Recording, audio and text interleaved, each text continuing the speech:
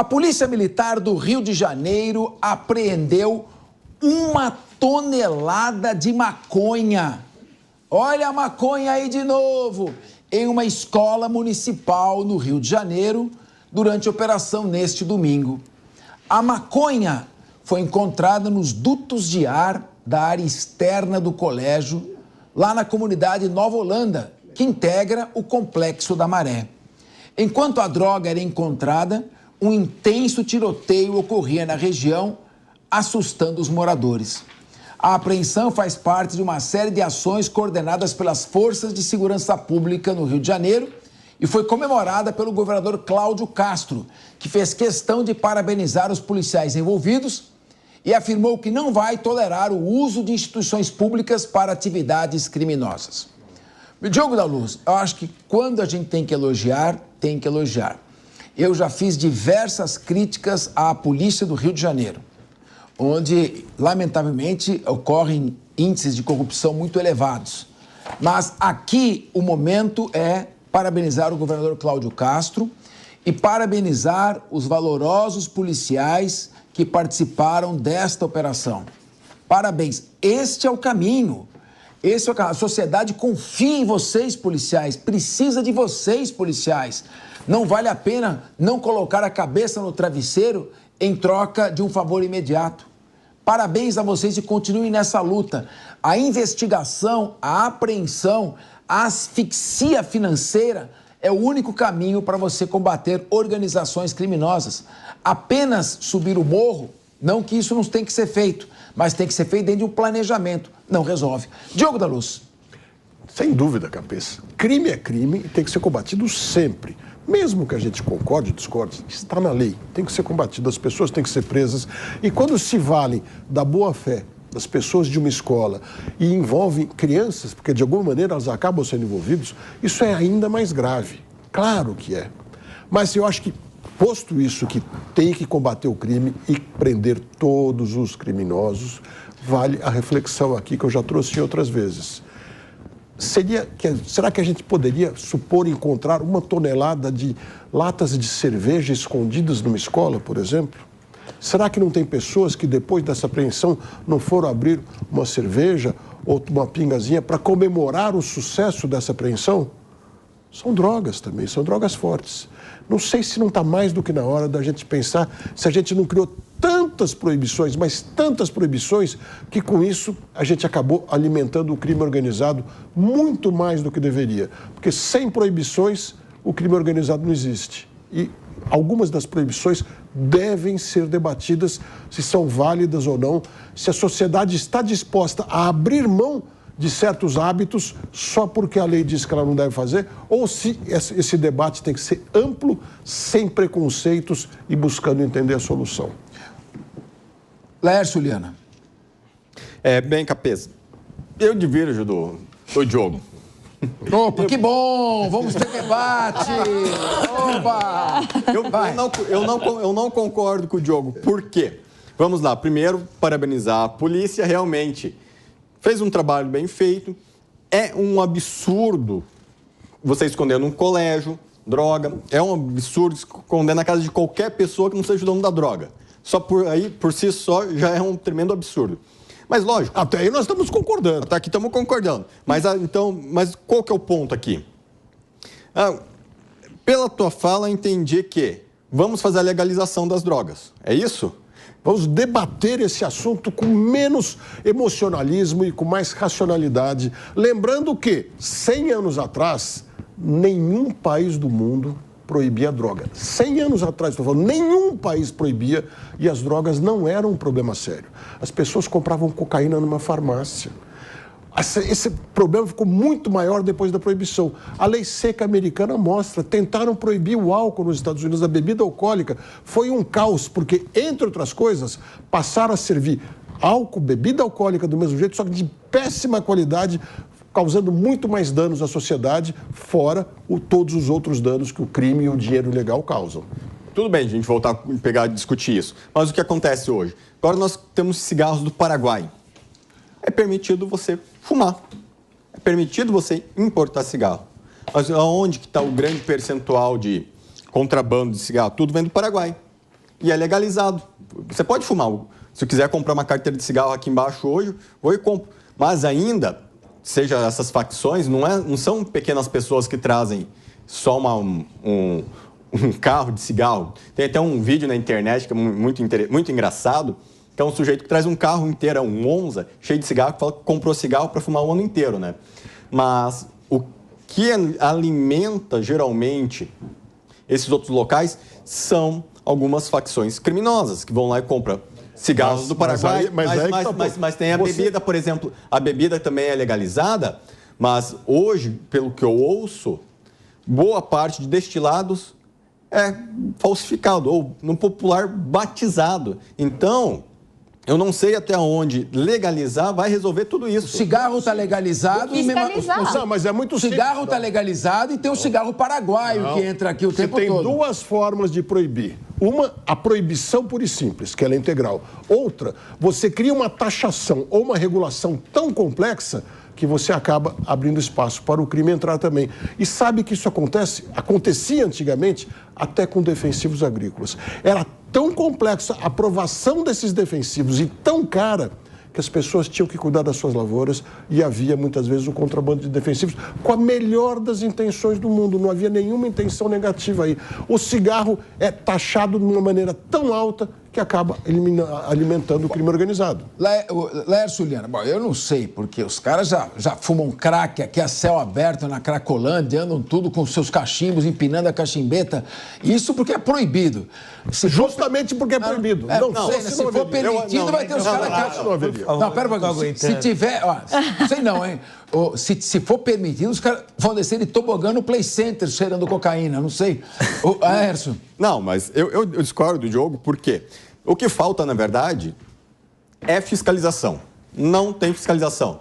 O tal do cigarro eletrônico, hoje facilmente você vai num bar, tem muita gente fumando cigarro eletrônico. Passa a polícia ali para fiscalizar? Não. Talvez até eu entenda por que não quer fiscalizar o tal do cigarro eletrônico ou o cigarro paraguai. Por quê? Hoje, na hora que você vai fazer uma fiscalização, você tem que buscar o que tem o maior valor agregado e prejuízo. Então, entrar num bar, ali o sujeito trouxe um maço de cigarro do Paraguai, que sei lá quanto custa uma caixa daquela, faço a menor ideia. E atrás da cocaína, a polícia prefere focar na cocaína, é próprio, que também não tem gente suficiente para poder fiscalizar. Mas o ponto é o quê? Não há fiscalização. Eu chego no centro, como diz Capês, se eu quiser procurar dar R$5, compro um crack, fumo ali, saio fumando maconha. Que me contem depois qual país do mundo conseguiu resolver essa questão com a fiscalização. Voltemos à lei seca dos Estados Unidos. As bebidas que se produziam... Ásia? Você acha que não tem drogas na Ásia? Tem, mas não tem escala igual ao Brasil, não. Nossa Senhora. Não, mas é irregular. Não, mas Diogo, mas daí... Deixa eu só terminar meu raciocínio. Vamos lá que o Guilherme está louco para palpitar. Nenhum país do mundo conseguiu resolver de verdade. O cigarro eletrônico, você citou um caso típico. Cigarro eletrônico faz mal só à pessoa. Por que proibir? É um problema dela. Então tem que proibir também refrigerante com muito açúcar, achocolatados, etc., que também fazem mal às pessoas. Muito bem. Nós temos que dar liberdade e entender que as pessoas são adultas. Bem, o Diogo da Luz é um liberal, evidentemente, e o liberal normalmente, ele desde John Locke, é contra a excessiva intervenção do Estado na vida privada. Ele está sendo coerente com essa linha, ele entende que, ao legalizar, você tira aquele mercado que seria o mercado subterrâneo que explora criminosamente, como são essas organizações. Eu tenho dúvidas, sinceramente. Eu gostaria de que você concluísse seu raciocínio, então, Laércio Liana. Olha, eu tenho sérias dúvidas. Lógico, sempre a ilegalidade, ela existe. Na Ásia, tem droga? Tem droga. Na Austrália, que é muito mais remoto, tem. Em todo país tem uma ilegalidade. Se eu for hoje para a Suíça, a fraude tributária tem. Qualquer país onde se faz a medição de honestidade, o país mais honesto do mundo, tem fraude. Mas a questão é o quê? O que me parece que onde tem mais fiscalização, você reduz. Porque você gera consciência também. Mas... Laércio, é o seguinte, se você cria locais próprios para as pessoas consumirem as drogas, no começo elas vão gostar. Depois aquilo não vai mais satisfazer. Elas não vão querer ficar confinadas naquele local. Vão querer consumir aonde elas quiserem.